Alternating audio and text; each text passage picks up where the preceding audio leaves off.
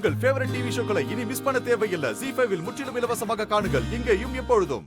ஈவு இறக்கமே இல்லாத லேடி, யாருக்கும் பயப்படாத பொம்பளை.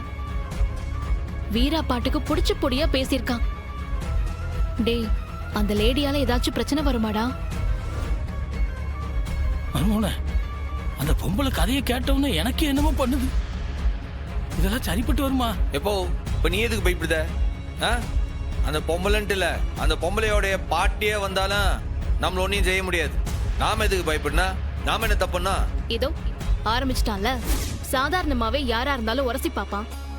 இதுல பிரச்சனை வேற வந்தா விட்டுருவானா?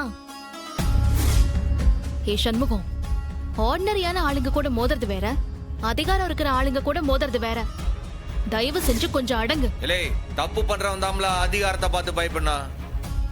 பாரு, மக்களுக்காக அதிகாரத்தை தட்டி கேட்கறவன் தான் மக்களுக்காக நிக்கிறவன்.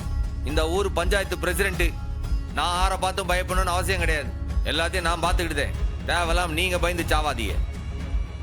டேய், இப்படி மோடு முட்டித்தனமா பேசாதன்னு தான் சொல்றேன். உனக்கு பிரச்சனை வந்தா நீ பாத்துப்ப.